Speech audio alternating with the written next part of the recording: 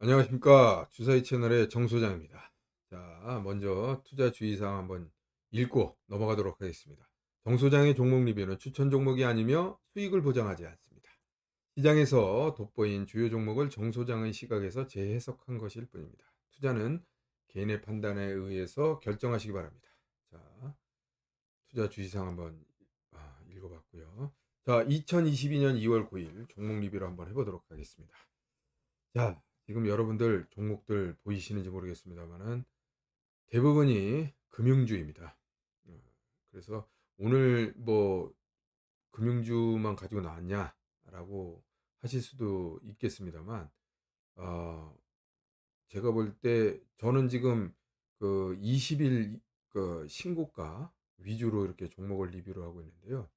20일 신고가 종목이 한 60개 정도 있었습니다. 근데 그 중에 이거 참 차트가 굉장히 좋다. 내지는 이거는 한번 짚고 넘어가야겠다 싶은 차트가 이렇게 금융주가 대부분이더라고요. 자, 이런 것도 참 특이합니다. 그래서 이제 특이하다는 말은 실질적으로 그 대장주 내지는 주도주가 지금 탄생하고 있는 과정이라고 볼 수도 있는 부분인데요. 자, 주도주가 탄생하는 과정 중에 가장 중요한 부분 중에 하나는 뭐냐면 같은 섹터 내지는 업종이 어느 정도 선단을 이루면서 같이 상승하는 것이 가장 중요합니다. 그런데 지금 금융주들이 특히 은행주 위주로 해서 지금 강한 그리고 전고점을 완전히 돌파하고 신고가의 형태를 지금 나타내고 있다는 점 굉장히 주목해 볼 필요가 있겠습니다. 그래서 어떻게 보면 근데 이제 저는 그렇습니다. 시장의 차트 그러니까 코스피 200이라든지 종합 주가 지수의 차트를 봤을 때는 지금 뭐랄까요? 예, 상승 추세의 어떤 그런 진행이다라고 보기에는 너무 약한 모습인데 지금 일부 금융주는 완전히 지금 신고가를 나타내고 있는 상황이거든요. 이렇게 본다 그러면 과연 시장의 어떤 흐름을 선도한다고 볼 수 있는 것인가? 반등을 주도하는 정도에 불과한 것인가? 이렇게 생각하는데 자, 과거의 경험을 이렇게 보면은요. 어떤 부분이 있냐면 시장의 바닥에서 돌아서는 순간에 이끌어 나가는 주도주가 있고 그다음에 이제 시장이 본격적으로 상승하는 과정에서 주도주가 교체되는 경우도 있습니다. 그러니까 섹터가 바뀌는 거죠.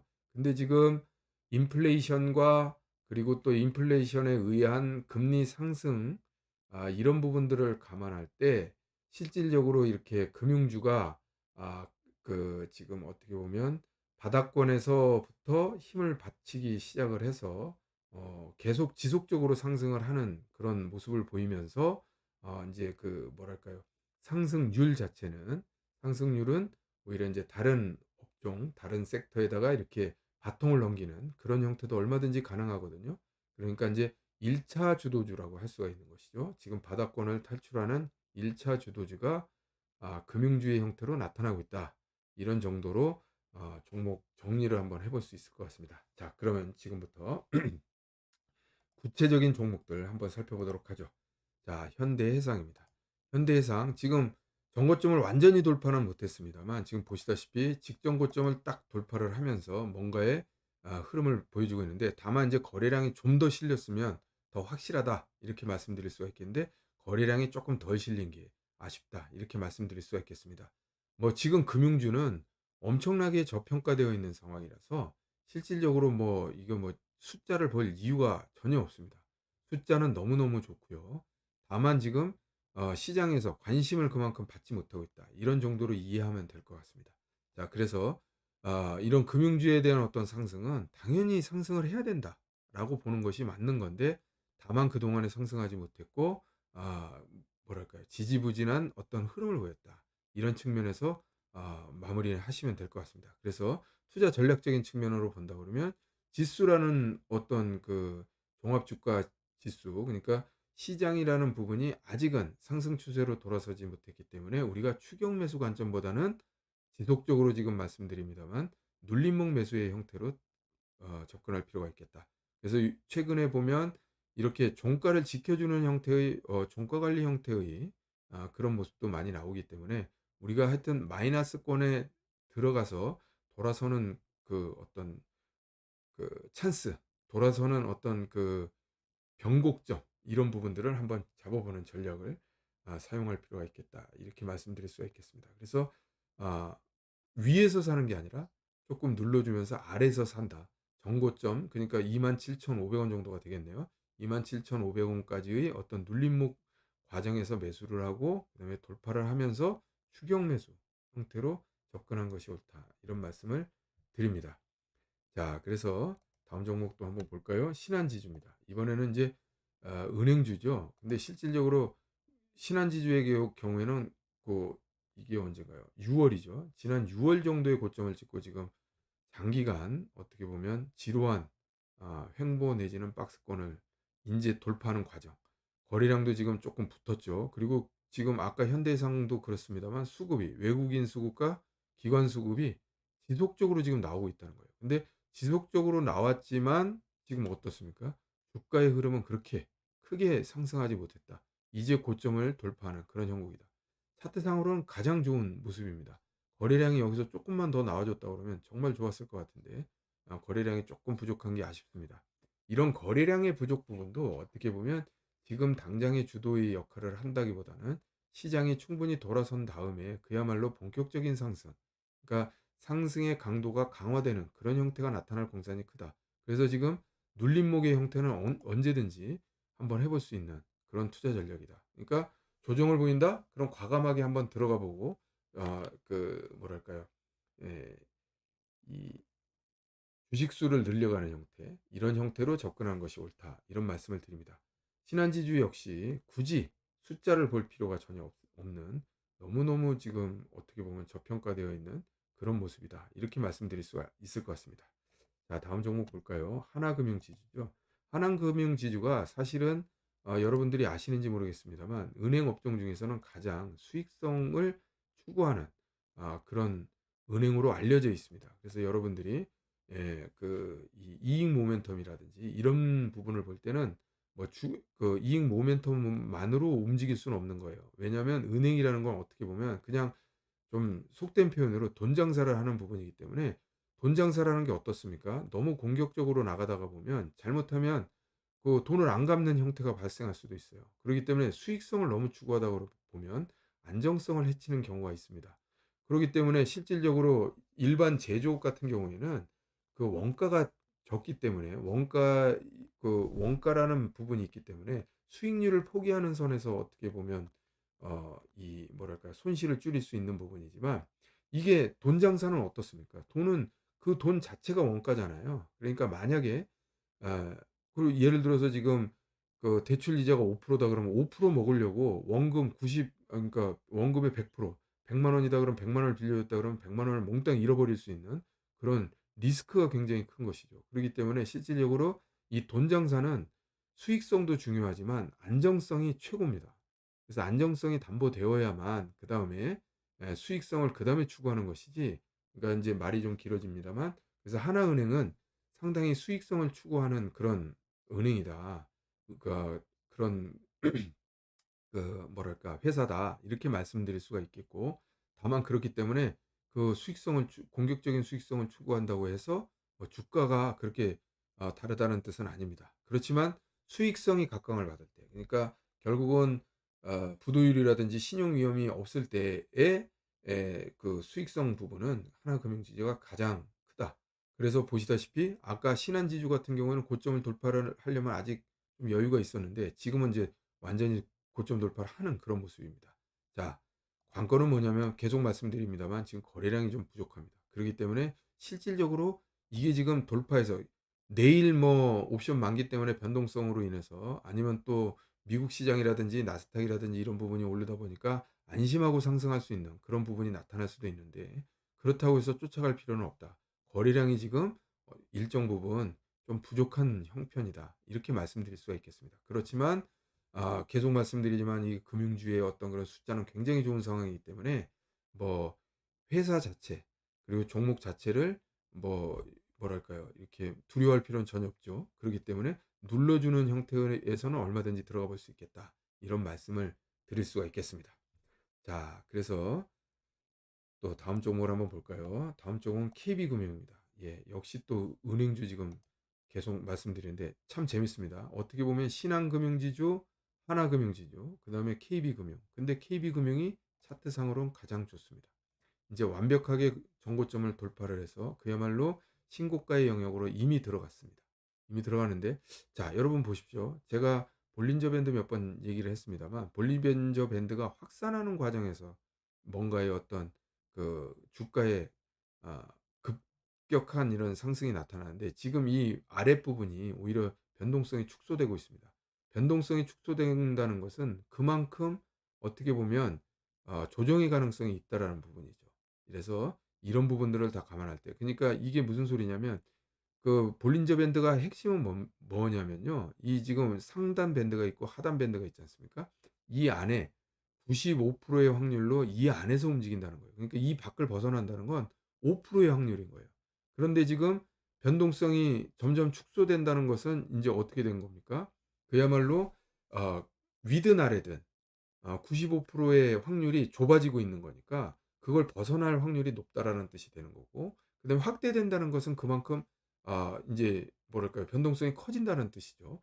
커지기 때문에 실질적으로 이 커지는 방향 쪽으로 크게 움직일 가능성이 높다라는 뜻이 됩니다. 근데 지금 현재로는 충분하게 좁아든 것도 아니고 그리고 또 이 하단선이 계속 이 변동성이 지금 축소되고 있는 국면이잖아요. 그런 측면에서 봤을 때 단기적인 예측을 하자면 실질적으로 조정의 가능성이 높다. 이런 말씀을 드릴 수가 있겠습니다. 그래서 KB금융 같은 경우도 내일 혹시나 갭상승한다고 해서 쫓아갈 게 아니라 눌러줄 때를 기다려야 된다. 이런 말씀을 드릴 수가 있겠고 눌러주는 걸 기다린다 그러면 그 기준선은 62,500원 정도가 될 수 있을 것 같습니다. 그래서 이런 부분은 잘 살펴보시고요.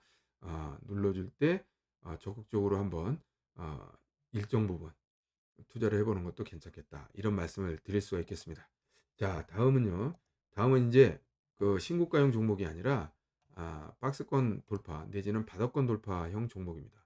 이것도 어떻게 보면 이제 그 하단 박스권을 이렇게 좀 고개를 내미는 그런 형국인데 안타깝게도 지금 거래량이 지금 좀 발생하지 않고 있는 것들이 이런 다 흠입니다. 지금 여태까지 말씀드렸던 종목들이 거래량이 받쳐지지 않고 있어요. 그러니까 이제 제가 아까 시황 방송에도 말씀드렸습니다만 이러한 상승들이 지금 우리한테 수익률을 주는 상승인지 아니면 고점 잡는 상승인지 이 부분에 대해서 자꾸 이렇게 뭔가 고개가 갸우대지는 그런 모습입니다. 제가 볼 땐 그렇습니다. 그렇기 때문에 이런 부분들을 감안했을 때 우리가 너무 공격적으로 들어갈 필요는 없겠다. 이런 말씀을 드리면서요. 자, 어떻게 보면 신고가 돌파했을 때 만약에 여기서 인제 시장이 깨져 갖고 다시 하락한다 그러면 고점 잡는 수밖에 없잖아요. 그런 측면에서 봤을 땐 좀 어려운 국면이다. 이렇게 말씀드릴 수는 있겠습니다만 일단은 중요한 것은 정고점을 돌파하면서 고개를 내밀었다는 건 나름대로 의미가 있다. 이렇게 말씀드릴 수가 있을 것 같습니다. 그러나 방금 전에 말씀드린 대로 이렇게 거래량이 지금 받쳐주지 않고 있으니까 너무 공격적으로 접근할 필요는 없다. 이런 말씀을 드리고요.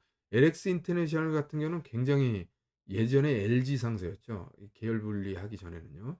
그래서 지금 한번 볼까요? 죄송합니다. 한번 보시면 지금 보시다시피 매출액이 어 그야말로 어마어마하게 상승을 했고 영업이익도 엄청나게 좋아지고 있습니다. 그리고 보시다시피 분기별 그러니까 우리가 연도별로 본다 그러면 YOY라는 말을 쓰는데 요게 지금 분기별로 보면 QOQ라고 얘기할 수 있습니다. 그래서 QOQ가 지금 어떻습니까? 매출액도 늘어나고 그리고 또 영업이익도 늘어나는 그야말로 분기마다 폭발적으로 성장하는 그런 모습이다. 이렇게 말씀드릴 수가 있겠습니다. 그렇기 때문에 이런 부분들이 지금 실질적으로 정고점 고개 내밀었다고 해서 부담스러우냐? 그렇지 않다는 것이죠. 자, 역으로 얘기하면 그렇습니다. 만약에 시장이 깨져서 하락한다. 그러니까 지금 어떻게 보면 LX 인터내셔널 같은 경우에는 이렇게 지금 저점 찍었을 때 과감하게 매수할 수 있는 그 좋은 찬스였다는 것이죠. 그러니까 저점 부분을 테스트해 할 순간이죠. 22,500원 정도. 이런 부분은 충분히 들어갈 만한 자리였다. 이렇게 말씀드릴 수가 있겠습니다. 그래서 항상 우리가 성장성이라든지 수익성이라든지 이런 부분들을 꿰고 있다 그러면 저점 부근에서 어떤 종목을 사야 되느냐, 그리고 반등 국면에서 어떤 종목을 쫓아 들어가야 되느냐. 이런 부분들을 우리가 충분히 미리 확인할 수 있다. 이런 말씀을 드릴 수가 있겠습니다. 자, 다음 종목을 한번 볼까요? 롯데정밀화학입니다. 롯데정밀화학도 지금 고개를 완전히 내밀고, 다만 거래량이 지금 계속 지금 없다는 거, 이런 부분들은 참고하십시오. 지금 거래량이 좀 부족하기 때문에 제가 과감하게 뭘 사십시오, 아니면 이거는 한번 뭐 속아도 좋습니다, 제가 속아도 좋습니다라는 말 가끔 씁니다. 그래서 속아도 좋으니 한번 속는 셈 치고 들어가 보자, 이런 말씀을 드리는데, 추세적인 하락을 일단 완전히 되돌렸기 때문에 이건 반등 국면이에요. 그러니까 반등 국면이라는 것은 실질적으로 정고점 부근, 그래서 이동평균선이 꺾어지는 이런 부분들을 우리가 13일 이동평균선 꺾어지는 부분, 20일 이동평균선 꺾어지는 부분, 그래서 그게 한 어디입니까? 지금 9만 원에서 8만 한 8천 원, 이 정도 수준이라고 할 수 있어요. 그리고 숫자를 봅시다. 롯데정밀화학 보면 숫자가 어떻습니까? 올해 엄청나게 지금 숫자가 늘어나는 모습을 보이고 있고, 그리고 보시다시피 방금 전에 LX 인터내셔널에서도 얘기했습니다만 QQ 분기별로 지금 계속해서 성장하고 있는 모습, 그리고 영업이 계속해서 늘어나고 있는 모습, 이런 모습을 볼 수가 있습니다. 그래서 롯데정밀화학 같은 경우도 실질적으로 상당히 눌러준다 그러면 이거 충분히 가격이 싸다라는 측면으로, 그러니까 싸게 산다라는 측면으로 눌러준다 그러면 얼마든지 접근할 수 있는 종목이다, 이렇게 말씀드릴 수가 있을 것 같습니다. 자, 그래서 이런 부분들을 감안했을 때 롯데정밀화학도 거래량이 좀 부족하니까 쫓아가는 거, 너무 공격적으로 추격 매수 관점에서 접근할 것이 아니라 눌러주면 싸다라는 개념으로 접근할 필요가 있다, 라는 말씀을 드리면서 다른 종목, 다음 종목으로 넘어가죠. 자, 미래에셋증권입니다. 이것도 지금 어떻게 보면 금융주인데, 증권주는 지금 실질적으로 아까 은행주하고는 비교가 안 되죠. 고점에 비해서는 상당히 지금 밑에 있는 모습인데, 일단 이렇게 고개를 내밀었다는 부분, 그리고 금융주에 엮여서 지금 중요한 부분은 뭐냐면요, 그동안에 금융주, 그러니까 금융주 중에서도 은행주, 보험주, 그다음에 증권주가 같이 움직이질 않았습니다. 자, 유동성 장세의 특징은 뭐냐면 이런 유동성이 증가됐을 때 그야말로 폭발적으로 자금이 움직이는 그런 금융주 전체의 어떤 그런 상승이 보여지는 게 보통이었는데, 참 그동안에 어떻게 보면 금융주 내부에서 업종별로 디커플링이 일어나는 경우가 많이 있었는데요. 지금 어떻게 보면 오늘 지금 종목들 중에 어 어떻게 보면 금융주 자체가 섹터 그 테마를 이루면서 지금 상승하는 그런 모습을 보여주고 있다는 겁니다.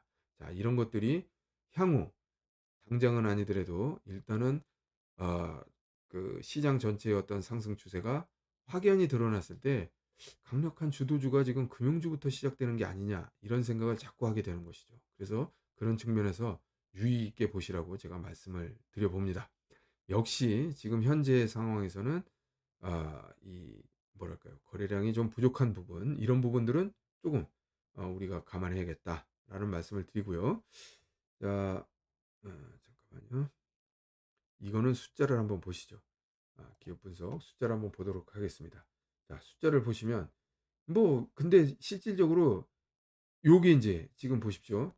연도별 YoY로 봤을 때는 지금 굉장히 상승하고, 그리고 영업이익도 어떻습니까? 올해가 그러니까 지난 21 년이 훨씬 좋지 않습니까? 점점점 영업이익이 엄청나게 늘어나는 걸 볼 수가 있는데, 자, 이게 인제 지금 방금 전에 얘기했던 LX 인터내셔널이나 이런 종목들에 비해서 지금 영업이익 자체가 QoQ로 보면 확연히 지금 줄어들고 있는 모습을 보이죠. 그러니까 거래 대금이 그만큼 줄었습니다, 이번에 조정 장세에 들어가면서.